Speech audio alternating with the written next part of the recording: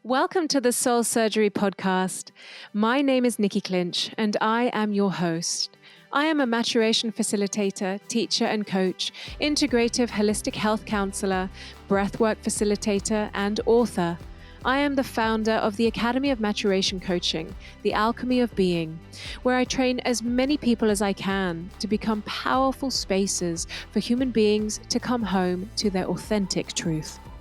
Maturation is a powerful evolutionary process of dissolving trauma, breaking free of stuck patterns, and growing and healing at the taproot. Growing out of who we thought we were from the stories led by our past conditioning in order to grow and evolve into who we were born to be. In this podcast, I will be sharing many different things with you, opening up the doorways to my coaching sessions where you can witness with your own eyes how trauma contaminates our reality and how we can dissolve it, heal it at the root, and rewrite the story of our lives, reclaiming our power and reminding each one of us that who we are is wholeness. I will be interviewing some of the world's most prominent teachers in spirituality, healing, transformation, and human evolvement, and sharing with you my own teachings and learnings along the way. And above all, sharing with you my heart. The purpose of this podcast is to remind each one of you who you really are, to open up the doorway to a new possibility, to a new paradigm, to healing, health, transformation, and our evolvement as individuals and a species. So I hope you enjoy today's episode. One thing that you can do for me, if you find this podcast useful and if you love it, please do subscribe. And if you feel called to, leave a review, because reviews really matter. They help to spread the word and help to spread this podcast to as many people as we can. And lastly, if you have any big aha moments, any shifts, any insights in any of these episodes, please do share it with me. Share with me which episode it was, where in the episode it happened, and how it has impacted you and your life. So without further ado, let's get going. I hope you enjoy today's episode on the Soul Surgery Podcast. Hello, good morning, good afternoon, and good evening. Today's Soul Surgery episode is a really personal, vulnerable, and heartfelt one. I wanted to share with you my own learnings around racism and oppression, not out there, but inside of myself. So I've been waiting for the right time to be able to share this story, I guess because really I wanted to take more time to let it integrate in myself and let it land where it needed to land so that when I shared it with you, I would be able to share it in its full entirety of teaching and offering. So I hope that you find this useful, and I hope that you hear something that you can bring home with you. So when the devastating murder of George Floyd happened a few months back, and the absolute uproaring of blacks, whites, browns, human beings on this planet, witnessing with open eyes the absolute devastation of what is happening today on our planet to people of color. I read a quote around that time, it must have been that same day, if not the day after, by Will Smith saying, racism isn't getting worse, it's just getting filmed. And it really hit me in the heart, because I realized, I guess not for the first time, but it was like my eyes were opening fully for the first time to the situation that was happening in our lives right now, right here on our doorsteps, that men like George Floyd and women like Breonna Taylor and Black and colored people all over this planet are continually suffering at the hands of racism. And it is completely unacceptable. And it's devastating. And it's heartbreaking. And when it started to unravel in its full entirety, I was mixed with this unbelievable shame and uncomfortableness and heartbreak and grief. Yes, because I was witnessing the depth of suffering that people of color have experienced for generations and generations and generations, but I was also waking up to how asleep I have been to it. And that was devastating for me. And so I went away to really look deep inside myself. How can I serve humanity if I am not willing to look inside myself at how I have been contributing to this disease of oppression, this virus of supremacy, not in our history only, but in our current lives today. And so I was walking around with this very deep shame moving through me. It must have been weeks of carrying and experiencing and holding space for this shame that was coming up in me. And I couldn't quite put my finger on why. I started to read the books, Layla Said's book, Me and White Supremacy. I started to read Candace Braithwaite's book, I Am Not Your Baby Mother. I started to study. I started to read Jaya John's book, who is an episode on soul surgery, freedom, medicine, words for your brave revolution. I started to study and educate myself and listen and pay attention. And the more I did, the more this shame got bigger and bigger and bigger within me. And I couldn't put my finger on why. How have I contributed? How have I participated? Have I participated? When I first asked myself those questions, the immediate answer seemed like, no, I'm not racist. I have friends of all colors and all shapes and all sizes. I'm half Asian myself. I haven't participated in racism. Have I? And then one night when I was really deep in the shame, I invited myself to dive even deeper into it. And as I was lying on my bed and I closed my eyes and I really dropped deep into the shame that was within me. And I made a commitment not to run away. And I made a commitment not to look away. I made a commitment to dive to the heart and center of this shame. And as I did, I started to get these visuals. I started to experience these deep experiences and feelings of disgust, self-hate, deeper shame, and just absolute heartbreak and devastation. And then I just started to see all this memory that within the roots of my pores of my being, I started to see through the eyes of my mother. And it all just started to become really clear. My mother is Malaysian, Chinese, Thai. She was born in the east coast of Malaysia, and she has dark brown skin. And I've known my whole life in all the work I've been doing with my relationship with my mother, I've known that she must have suffered some form of trauma for her to have struggled with the things that she struggled in her life. But as I was lying on my bed and I was going to the core of this ancestral trauma that I was carrying, I started to feel what my mother felt as a young girl.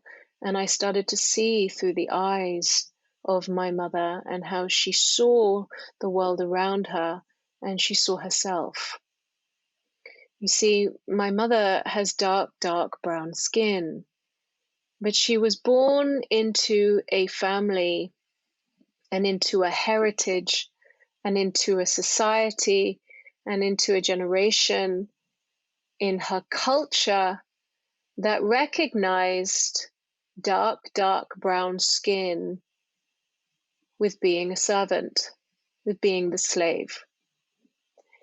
And she was the only one in her family born with this dark brown skin.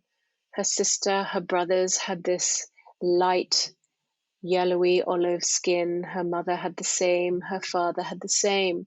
And then my mother was born with this very dark brown skin. And she would tell me as I was growing up, she would tell me about how she was always treated like she was the ugly duckling. And I thought it was more about being pretty or not pretty. But as I was lying on the bed and I was diving into the deep roots of this, I started to really experience what it was really about. That the conditioning of her parents and her grandparents and her grandparents' parents and the decades and generations of ancestry before her looked at her with her dark brown skin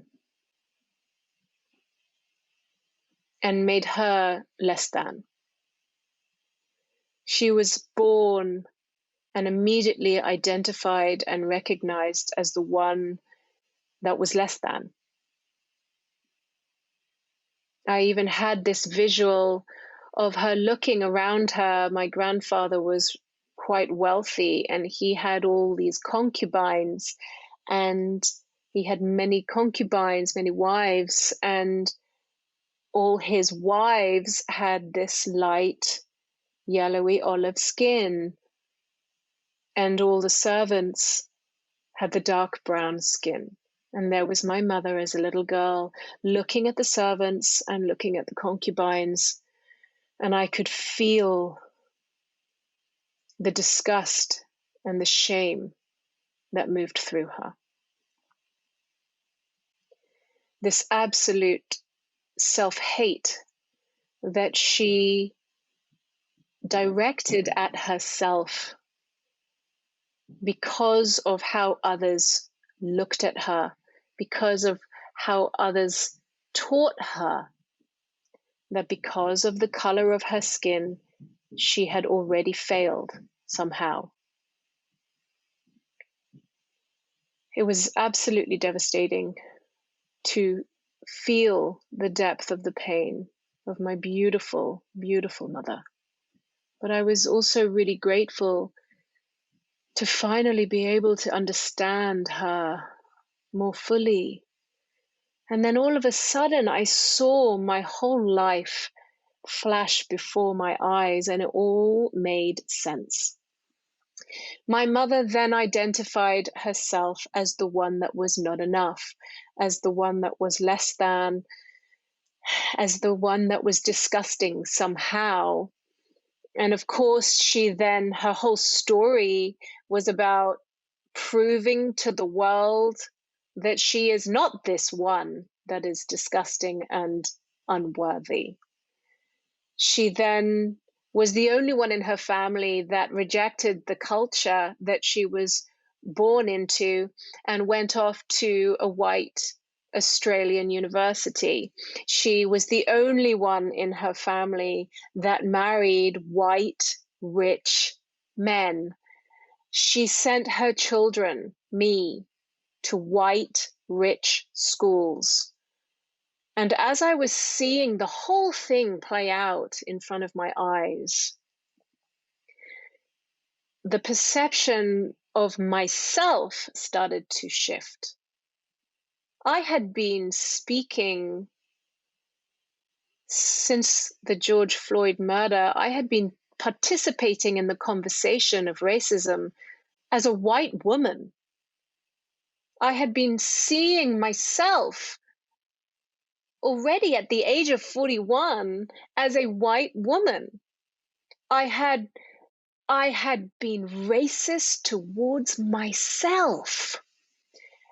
I had inherited the rejection of my own brown skin. I had inherited the rejection that my mother carried within her. And I wasn't conscious of it. It was unconscious. I honestly couldn't believe it. I was astounded that I never even considered for a moment, as I participated in the conversation of racism, I only saw myself as white because I had been conditioned to be white. I had been conditioned to be racist towards my own brown skin. And as this huge realization just kept sinking deeper and deeper and deeper into the pores of my being, every now and then I just kept stop. Like I would stop and I would look up and I would say to my husband, "Oh my God, I'm brown." And I don't mean that superficially. Of course, I look in the mirror and I can see that I have brown skin, but I was beginning to come home to the roots of my own brownness. The roots within me that had been living in rejection and separation, the roots within me that had been conditioned to push it away. And I left quite a lot of time, this was quite a few months ago, to integrate this deep, deep awakening within myself. And I feel like more of me has come home, that I am able to sit at peace and at home more in the brownness of my skin, in the roots and the heritage to which I have come from, but in equal measure to be able to sit and hold space for the depth of oppression that I have also come from. Racism is a symptom. Racism is a symptom of trauma, a symptom of the parts within ourselves that have been conditioned to reject, to separate. Racism is not just someone putting a knee on the neck of a black man.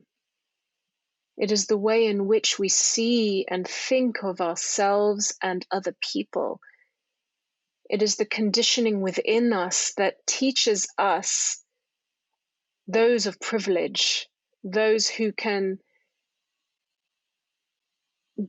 get away in society today as the chosen ones. Racism is a symptom of the virus, of the disease within us that has conditioned us to think and to prove and to behave as if we are better than you. But it is not who we are. And if we are going to heal, if we are going to heal the separation and the oppression on this planet, we must heal the ways in which we are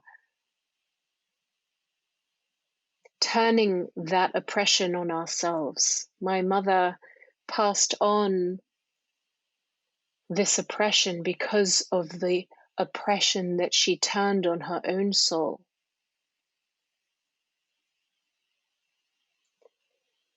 that beneath the color of our skin, we are all from one society, a society called life, a society that is of human being, and we are all whole. And so if you have not known how to participate in the conversation and the dismantling and the dissolving of oppression and racism that is being shown with bright lights to us all in society and in our world today, then look within yourself at the parts of yourself that are acting out towards yourself. And if you are doing it towards yourself, you will be doing it to other people, either through the thoughts in your mind or the facial expressions on your face, or even more outwardly in the actions and the choices and behaviors that you make in your life. If we are going to heal on our planet, let it begin with you and me and I. One other thing is, I now understand more deeply why my mother had such difficulty with me as a child. We had a very fractious, painful relationship growing up, and I have had to do an enormous amount of work because of being at the hands of her rage. And I can see now with absolute compassion in my heart that she would look at me and she would see my light brown olive skin, and it would remind her of how little she thought of herself. And that must have been exceptionally painful for her. And so it has offered me an even deeper level of healing and an opening of my own heart to understand her own pain and what she has carried and what she has been taught. And if I can heal it in myself for her and for me, maybe I can stop the lineage of passing this on to my children and to their children. And that's how this works. Let it begin with you and me and I. So I like to finish off these episodes with a question for the listeners, for you to ask yourself, that you can take into your life and live your way into the answer. How am I acting out in oppression towards myself? How am I acting out in oppression towards myself, and how can I bring healing and awareness and radical responsibility to those areas within me so that I can bring those areas to wholeness within myself and then participate in the healing of wholeness in the world? How can I see and be responsible for the oppression that I am acting out towards myself so that I can stop participating, acting it out in the world? So I hope you find this useful. Thank you so much for listening. For those of you that found this episode useful, if you have any big aha moments, please do share with me. I love to hear from you. You can either get hold of me on Instagram, or you can email me on nikki@nikkiclinch.com. Or if you are watching this on my YouTube channel, please write a comment in the comment below, and I will respond, and I will listen, and I will witness you. Please share this episode with anyone that you feel needs to hear it. And if you wish to support Soul Surgery, please do leave a review and share the podcast with all who you feel it would serve. Thank you so much for listening. I wish you well. Have a beautiful day. Have a beautiful afternoon. Have a beautiful evening.